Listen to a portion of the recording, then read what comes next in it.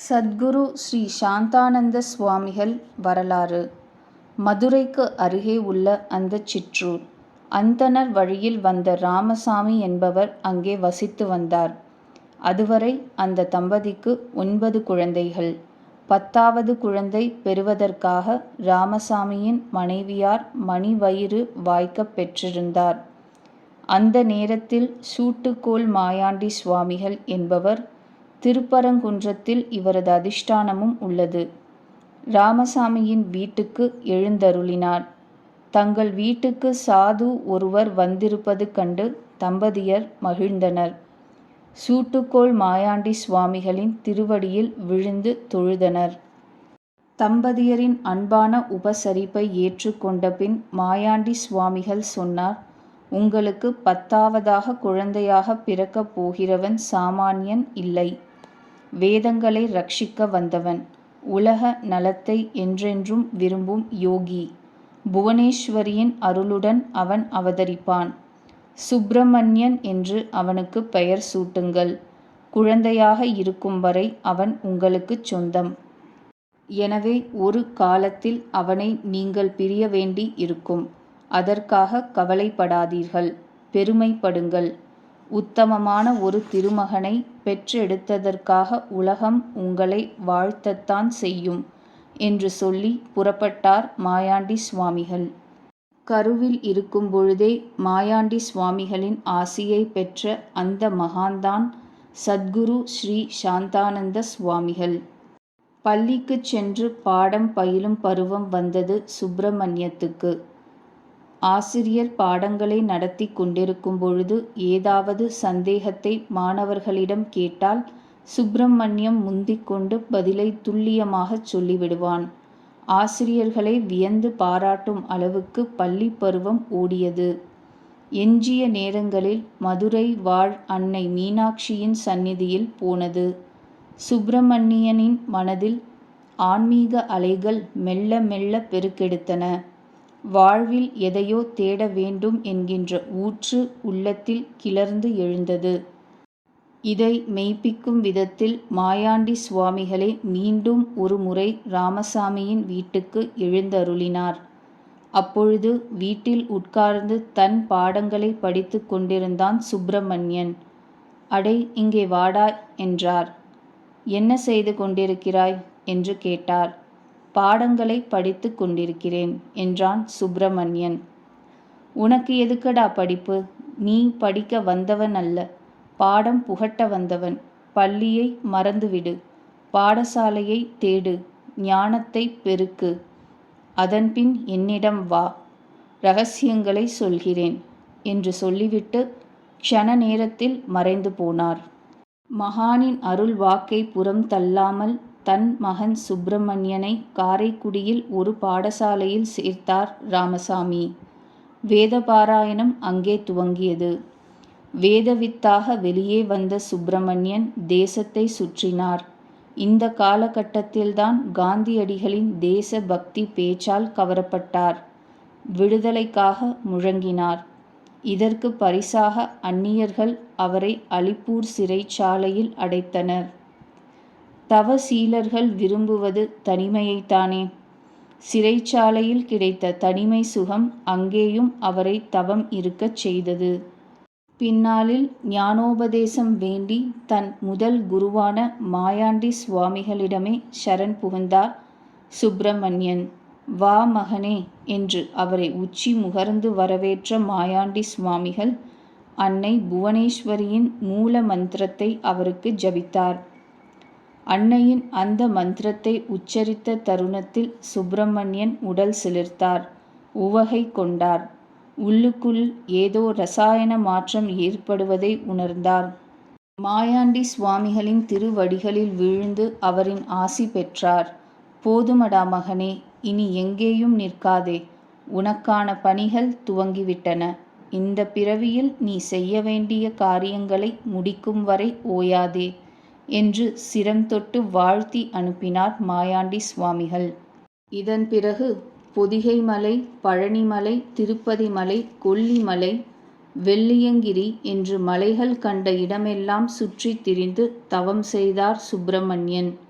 ஞானம் பெருக்கினார். தேசம் சுற்றினார். பத்ரிநாத், கேதார்நாத், ரிஷிகேஷ், நேபாளம் என்று பயணமயம்தான். இந்த பயணம் குஜராத் வரை வந்தது. அங்கே அவதூதர்களின் மூலவர் என்று கருதப்படும் கிரிநாத் ஸ்ரீ தத்த பாதுகா பீடத்தை தரிசித்தார். அங்கே ஒரு யோகியையும் சந்தித்தார். தத்தாத்ரேயரே யோகியாக வந்தார் என்று சொல்லப்படுவதும் உண்டு. அந்த யோகி சுப்பிரமணியத்தை பார்த்து, ஏ மதராசிவாலா, நீ என்ன இங்கே சுற்றி கொண்டிருக்கிறாய்? தத்த குருநாதரை உனக்குள்ளே கொண்டிருக்கும் நீ இங்கே ஏன் வந்தாய்?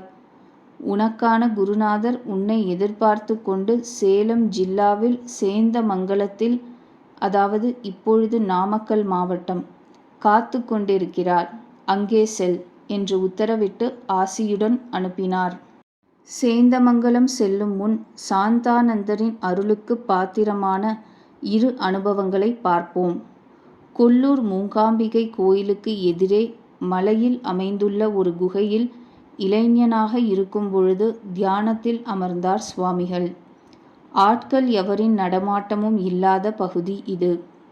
அதனால்தான் இந்த இடத்தை தேர்ந்தெடுத்தார் சுவாமிகள். அன்னை பரமேஸ்வரியின் உத்தரவு கிடைக்கும் வரை அன்ன ஆகாரம் நீர் எதுவும் உட்கொள்ள மாட்டேன் என்கின்ற சங்கல்பத்துடன் கடுமையான தவம் மேற்கொள்ள துவங்கினார் சுவாமிகள். புலன்களை கட்டுப்படுத்தி அவர் மேற்கொண்ட தவத்தில் கிட்டத்தட்ட 4-5 நாட்கள் ஓடிவிட்டன. தன் பக்தன் ஒருவன் எதுவும் உட்கொள்ளாமல் உபவாசம் இருக்க எந்த அன்னைதான் விரும்புவாள்? அன்னை பரமேஸ்வரியே இதை முடித்து வைக்கும் ஆவல் கொண்டாள். ஒரு பஜனை கோஷ்டியினரின் மனதில் புகுந்து அன்ன ஆகாரங்களை எடுத்துக்கொண்டு போய் அந்த குகையில் பஜனை கச்சேரி நிகழ்த்துங்கள் என்று சொல்லி அனுப்பி வைத்தாள். அதன்படி அந்த பஜனை கோஷ்டியினர் மிகுந்த சிரமப்பட்டு இந்த குகைக்கு அருகே வந்தார்கள். பஜனை செய்ய தோதான இடத்தில் அமர்ந்து தங்களின் ஆன்மீக வெள்ளத்தை வெளிப்படுத்த இருந்தபோது ஜடமாக காட்சி அளித்த சுவாமிகளை பார்த்தார்கள். அப்பொழுது அவர் இருந்த நிலையை பார்த்து உள்ளம் பதறினார்கள். அது சாக்ஷாத் அன்னை பரமேஸ்வரியின் தவிப்பு. அடடா, யாரோ ஒரு சாது தன்னை மறந்து பல நாட்கள் தவத்தில் மூழ்கி கிடக்கிறாரே, இவர் சாப்பிட்டு எத்தனை நாள் ஆகிவிட்டதோ என்று தவித்து தாங்கள் கொண்டு வந்த உணவு பொட்டலங்களை அவருக்கு முன்னால் அமர்ந்து பிரித்தார்கள்.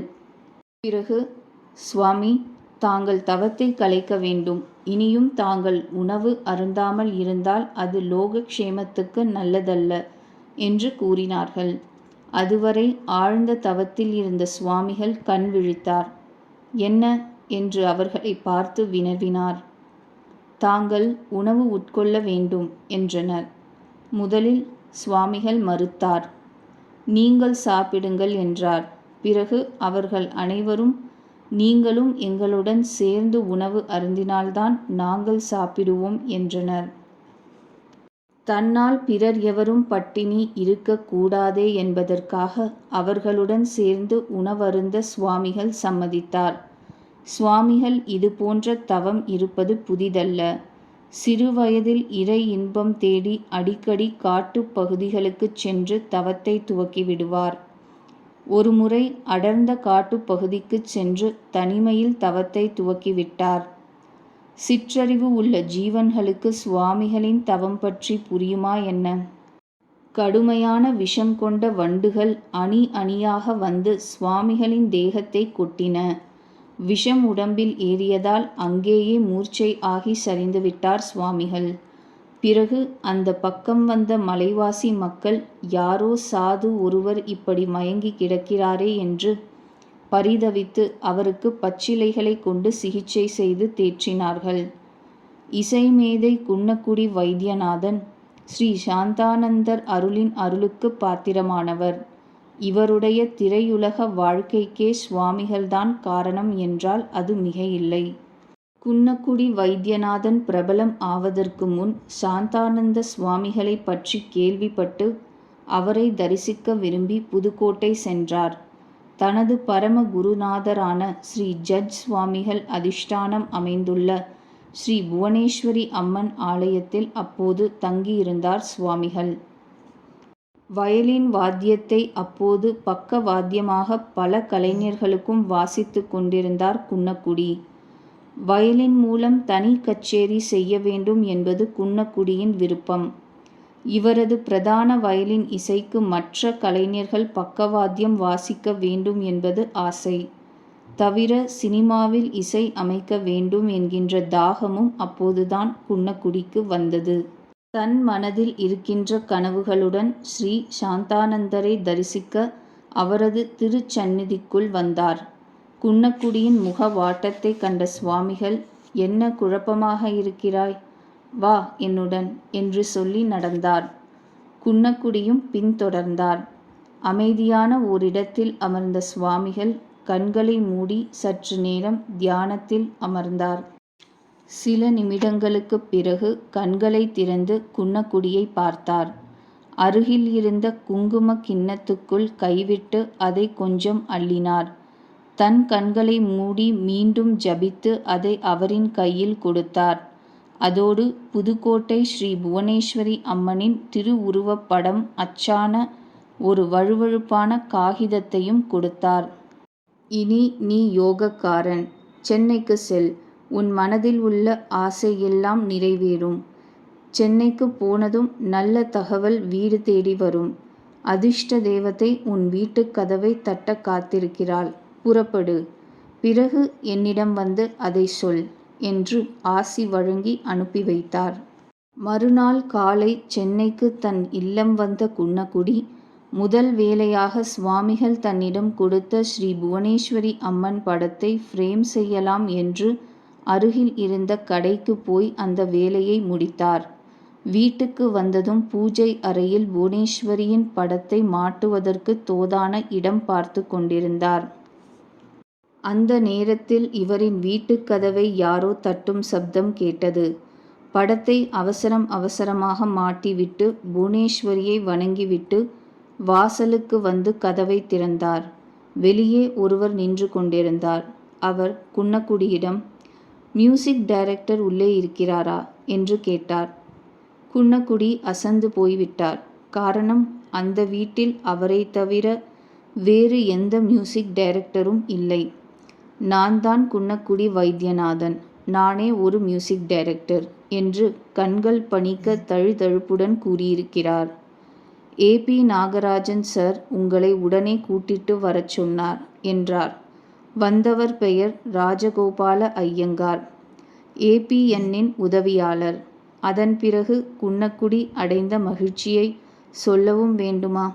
ஏ.பி. நாகராஜனை அவரது இல்லத்தில் சந்தித்தார். அவர், நான் இயக்க இருக்கும் புது படத்திற்கு நீதான் இசை அமைப்பாளர், சம்மதமா என்று கேட்க, நான் இருந்த இடத்தில் இருந்தே சாந்தானந்த சுவாமிகளை கை உயர்த்தி கும்பிட்டார். கிட்டத்தட்ட அதுவரை பக்கவாத்திய கலைஞராக இருந்த குன்னக்குடி இதற்கு பிறகுதான் முன்னணி கலைஞர் ஆனார். இதற்கு நன்றி கடனாக அடிக்கடி புதுக்கோட்டை சென்று ஸ்ரீ சாந்தானந்தரை தரிசித்து வருவதை தன் வழக்கமாக கொண்டிருந்தார். இப்படித்தான் ஒருமுறை புதுக்கோட்டையில் புவனேஸ்வரி அம்மன் சந்நிதி அருகே வயலின் கச்சேரி நடத்தினார் குன்னக்குடி. பலவிதமான கீர்த்தனைகளை இசைத்துவிட்டு பக்தர்களின் வேண்டுகோளுக்கு இணங்க அடுத்த அஸ்திரமாக மகுடியை வாசிக்கத் தொடங்கினார். ஆலயத்தின் உட்புறம் ஓர் ஆசனத்தில் அமர்ந்து இந்த கச்சேரியை கேட்டு ரசித்து கொண்டிருந்தார் சாந்தானந்த சுவாமிகள். அப்பொழுது மகுடியின் இசைக்கு மயங்கி எங்கிருந்தோ ஒரு நல்ல பாம்பு ஆலயத்துக்குள் புகுந்து தன் பாட்டுக்கு ஆடிக்கொண்டிருந்தது. வந்திருந்த பக்தர்கள் விதிர்விதிர்த்து விட்டனர். இசையை நிறுத்திவிட்டால் பாம்பு தன் குணத்தை காட்டிவிடும் என்பதற்காக நிறுத்தாமல் தொடர்ந்து வாசித்து கொண்டிருந்தார் குன்னக்குடி. இதை பார்த்தார் சுவாமிகள். ஏ நாகராஜா, போதும் உன் ஆட்டம். இதுவரை மகுடிக்கு கட்டுப்பட்டு ஆடினாய். இனி உன் இருப்பிடத்திற்கு திரும்பிவிடு. இங்கே இருக்கிற பலரும் உன்னை பார்த்து பயப்படுகிறார்கள் என்றார் சுவாமிகள். அடுத்த கணம் ஏதோ மந்திரத்திற்கு கட்டுப்பட்டது போல் மிகுந்த சாதுவாக தரையில் ஊர்ந்து தன் இருப்பிடத்திற்கு திரும்பியது பாம்பு. சேந்தமங்கலம் வருவோம். குஜராத்தில் யோகி ஒருவர் தனக்கு இட்ட உத்தரவின் பேரில் சேந்தமங்கலத்தை அடைந்தார் சுவாமிகள். இங்கேதான் ஸ்ரீ ஸ்வயம் பிரகாஷரின் உபதேசத்தை ஏற்று அவரின் சீடரானார். அதோடு ஸ்ரீ சாந்தானந்தர் என்கிற தீக்ஷா நாமத்தையும் வழங்கினார். ஸ்வயம் பிரகாஷரின் குருவும் சாந்தானந்தரின் பரம குருவுமான ஜட்ஜ் சுவாமிகளின் அதிஷ்டானத்தை புதுப்பிக்க வேண்டி குருநாதரின் அறிவுரைப்படி புதுக்கோட்டை பயணமானார். அதிஷ்டானமும் புதுப்பிக்கப்பட்டது. 1956 கும்பாபிஷேகமும் நடத்தினர். வருடங்கள் ஓடின. தனக்கு இட்ட பணி அழைப்பதாக உணர்ந்தவர் சேலம் புறப்பட்டார். உடையாப்பட்டி குன்றில் ஸ்கந்தகிரி உதயமானது. யாரோ ஒரு பக்தர் கொண்டு வந்து கொடுத்த ஸ்ரீ முருகப்பெருமானின் விக்கிரகமே இங்கு மூலமூர்த்தம் ஆனது. பின்னாளில் இங்கு தத்த பகவான், தன்வந்திரி பகவான், ஸ்வர்ணாகர்ஷண பைரவர், பஞ்சமுக கணபதி, பஞ்சமுக ஹனுமான், அஷ்டாதசபுஜ மகாலட்சுமி, துர்கா பரமேஸ்வரி போன்ற பிற தெய்வங்கள் அமைந்தன. இறுதி காலத்தில் சென்னை சேலையூர் ஓம் ஸ்ரீ ஸ்கந்தாசிரமத்தில் உலக அமைதிக்காக 108 நாட்கள் இடைவிடாமல் ஸ்ரீ சுதர்சன மகா யக்ஞத்தை சுவாமிகள் நடத்தினார். இதைத் தொடர்ந்து சுவாமிகள் உடல் நலம் குன்றினார். தான் எடுத்த அவதாரம் பூர்த்தி ஆகிவிட்டது என்பதை உணர்ந்த ஸ்ரீ சாந்தானந்தர் தன் சிஷ்யர்களிடம் தன்னை சேலத்துக்கு கூட்டிச் செல்லுமாறு சொன்னார். சேலம் ஸ்கந்தாசிரமம் சென்ற சுவாமிகள் அன்று அதிகாலை அன்னையை தரிசித்துவிட்டு 2002ஆம் ஆண்டில் சித்தியானார். சுமார் 82 ஆண்டுகள் பூலோக வாசம் புரிந்த இந்த மகான் அஷ்டாதசபுஜா மகாலட்சுமியின் சந்நிதிக்கு கீழே ஜீவ சமாதி கொண்டார். தன் ஞான குருவான ஸ்ரீ ஸ்கந்தமூர்த்தியை என்றென்றும் தரிசித்த வண்ணம் அமர்ந்து இன்றளவும் சுவாமிகள் தவம் புரிந்து வருவதாக அவரது பக்தர்கள் நம்புகிறார்கள். தன் வாழ்நாளில் எத்தனையோ நற்காரியங்களை புரிந்து இந்த உலகில் அமைதி நிலவ அரும்பாடுபட்ட ஸ்ரீ சாந்தானந்தர் மண்ணில் உதித்த மாபெரும் தவசீலர் என்று சொல்ல வேண்டும். சேலத்தில் இருந்து ஆத்தூர் செல்லும் சாலையில் உடையாப்பட்டி என்ற கிராமத்தில் இருந்து சுமார் 2 கிலோமீட்டர் தொலைவில் இவர் உருவாக்கிய ஸ்கந்தகிரி அமைந்துள்ளது. கந்தவேலையும் ஸ்ரீ சாந்தானந்தரின் ஜீவ சமாதியையும் இங்கே தரிசித்து ஆசியும் அருளும் பெறுவோமாக.